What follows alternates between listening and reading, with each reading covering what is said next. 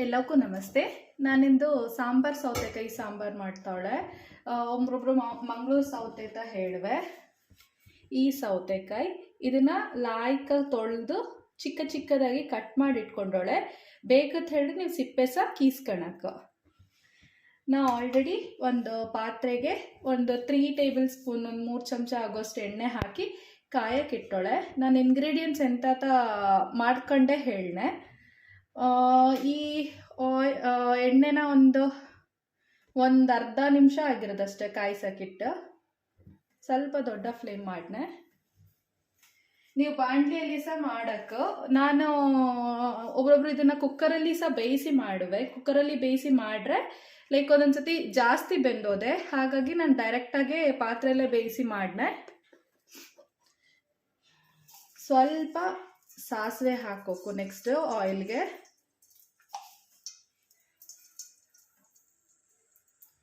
ಎಣ್ಣೆ ಈಗ ಕಾಯ್ತಾ ಉಂಟು. ಸಾಸಿವೆ ರಟ್ಟಕನ ನೆಕ್ಸ್ಟ್ ಇಂಗ್ರೀಡಿಯೆಂಟ್ಸ್ ಹಾಕ್ನು. ನೋಡಿ, ಸಾಸಿವೆ ರಟ್ಟುತ್ತಾ ಉಂಟು, ನಿಮಗೆ ಸೌಂಡ್ ಸಹ ಕೇಳ್ತಾ ಇರೋದು. ನಾನೊಂದು ಚಿಕ್ಕ ಒಂದು ಈರುಳ್ಳಿನ ಕಟ್ ಮಾಡಿ ಇಟ್ಕೊಂಡೋಳೆ, ಚಿಕ್ಕ ಚಿಕ್ಕದಾಗಿ ಕಟ್ ಮಾಡಿ ಇಟ್ಕೊಂಡೋಳೆ. ಅದನ್ನು ಹಾಕ್ತಾವಳೆ.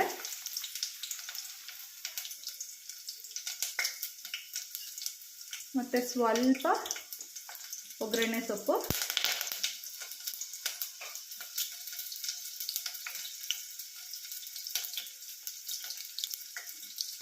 ಚೂರು ಹಿಂಗ ಇಷ್ಟು ಹಾಕಿ ಫಸ್ಟ್ ನಾನು ಒಗ್ಗರಣೆ ಕೊಡ್ತಾವಳೆ.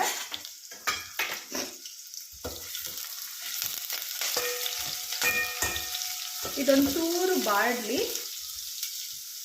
ತುಂಬ ಕರಿ ಆಗೋಕು ಅಥವಾ ಗೋಲ್ಡನ್ ಬ್ರೌನ್ ಬಾಕು ಹಾಗೆಂತ ಇಲ್ಲ, ಸ್ವಲ್ಪ ಬಾಡ್ರೆ ಸಾಕು.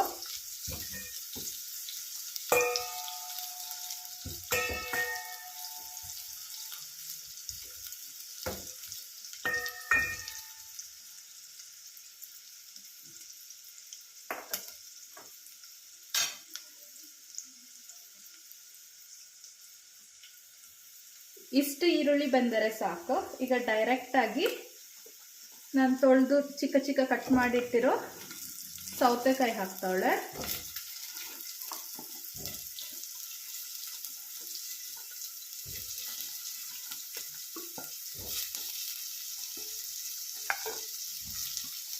ನಿಮಗೆ ದೊಡ್ಡದಾಗಿ ಪೀಸಸ್ ಸಿಗೋಕು ಬಾಯಿಗೆ ಅಂತ ಹೇಳಿದ್ರೆ ನೀವು ದೊಡ್ಡ ಪೀಸಾಗಿ ಸಹ ಕಟ್ ಮಾಡೋಕ್ಕೆ. ನನಗೆ ಸ್ವಲ್ಪ ಚಿಕ್ಕ ಚಿಕ್ಕ ಬೇಕು ಅಂತ ಹೇಳಿ ನಾನು ಸಣ್ಣದಾಗಿ ಕಟ್ ಮಾಡಿದ್ದು. ಇದಕ್ಕೆ ಒಂದು ಅರ್ಧ ಸ್ಪೂನಷ್ಟು ಅರಿಶಿಣದ ಹುಡಿ, ಆಮೇಲೆ ಸೌತೆಕಾಯಿ ಬೇಯೋ ಅಷ್ಟು ಅಂದರೆ ನಾನು 1 ಸ್ಪೂನ್ ಫುಲ್ ಉಪ್ಪು ಹಾಕಿನೆ. ಆಮೇಲೆ ಬೇಕಾದ್ರೆ ಇನ್ನೊಂದು ಸ್ವಲ್ಪ ಮಸಾಲ ಆದಂಗೆ ಉಪ್ಪು ಬೇಕಂತ ಹೇಳಿದ್ರೆ ನೋಡ್ಕೊಂಡು ಹಾಕೋಣಕ್ಕೆ. ಈಗ ಈ ಸೌತೆಕಾಯಿ ಮುಳುಗೋ ಅಷ್ಟು ನೀರು ಹಾಕಿನೆ.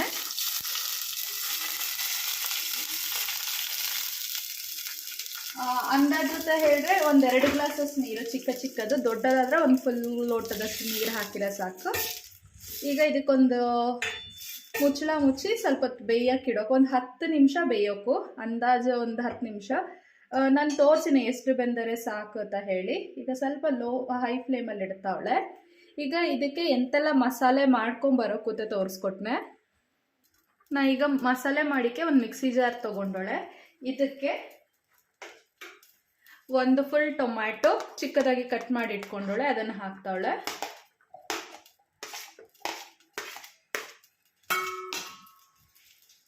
ನೆಕ್ಸ್ಟ್ ಒಂದು ಪುಟ್ಟ ಕಾಯಿ, ತುಂಬ ದೊಡ್ಡ ಕಾಯಿ ಅಲ್ಲ, ಅದರಲ್ಲಿ ಒಂದು ಸ್ವಲ್ಪ ತೆಂಗಿನಕಾಯಿ, ನೀವು ಬೇಕಾದ್ರೆ ತುರಿದು ಹಾಕೊಂಡೆ ಅಂತ ಹೇಳಿ ತುರಿದು ಸಹ ಹಾಕೋಣಕ್ಕೆ.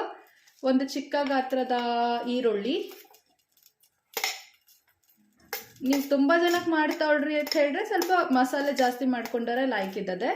ಒಂದು ಚಿಕ್ಕ ಹುಣಸೆ ಹುಳಿ, ಅಲ್ಲೊಂದು 4 ಬ್ಯಾಡಗಿ ಮೆಣಸಿನ್ಕಾಯಿ, ಆಮೇಲೆ 1 ಸ್ಪೂನಷ್ಟು ಧನ್ಯ, ಜೀರಿಗೆ, ಆಮೇಲೆ 1 ಸ್ಪೂನಷ್ಟು ಸೋಂಪು, ಇಷ್ಟನ್ನು ಸಹ ಹಾಕ್ತಾವಳೆ.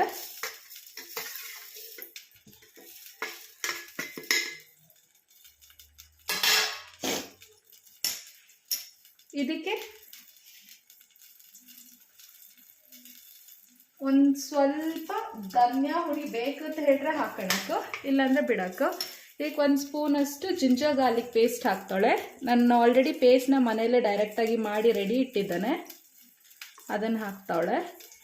ಜಿಂಜರ್ ಗಾರ್ಲಿಕ್ ಪೇಸ್ಟ್ ಹಾಕೋದ್ರಿಂದ ಜೀರ್ಣಶಕ್ತಿ ಲಾಯಕ್ಕಾದೆ, ಹಾಗಾಗಿ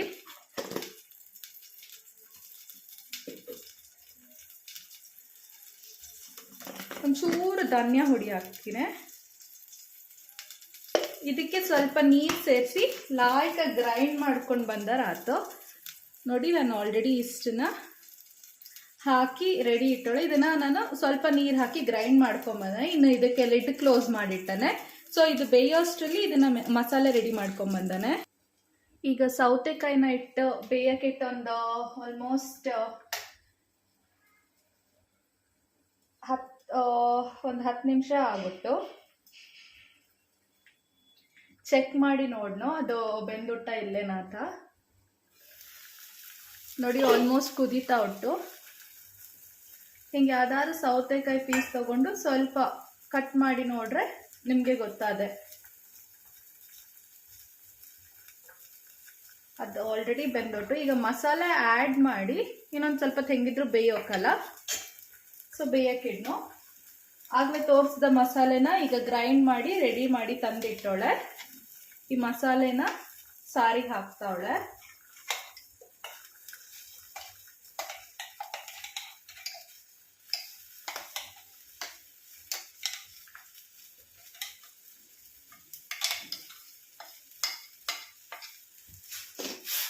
ಈಗ ನೀವು ನೋಡ್ಕೊಳಕ್ಕೆ ಸಾರು ನಿಮಗೆ ಜಾಸ್ತಿ ಬೇಕು ಅಂತ ಹೇಳಿದ್ರೆ ಇನ್ನೊಂದು ಸ್ವಲ್ಪ ನೀರು ಹಾಕಿ ಆ್ಯಡ್ ಮಾಡ್ಕೊಳಕ್ಕೆ, ಇಲ್ಲ ಅಂತ ಹೇಳ್ರಿ ಇಷ್ಟೇ ಸಾಕು ಅಂತ ಹೇಳ್ರಿ ಇಷ್ಟನ್ನೇ ಕುದಿಯಕ್ಕೆ ಇಡಕ್ಕೆ. ನನಗೊಂಚೂರು ಸಾರು ಜಾಸ್ತಿ ಬೇಕು, ಹಾಗೆ ಇನ್ನೊಂದು ಸ್ವಲ್ಪ ಈ ಮಿಕ್ಸಿ ಜಾರಿಗೆ ನೀರು ಹಾಕಿ ಅದರಲ್ಲೇ ನೀರು ಆ್ಯಡ್ ಮಾಡಿಕೊಂಡೆ.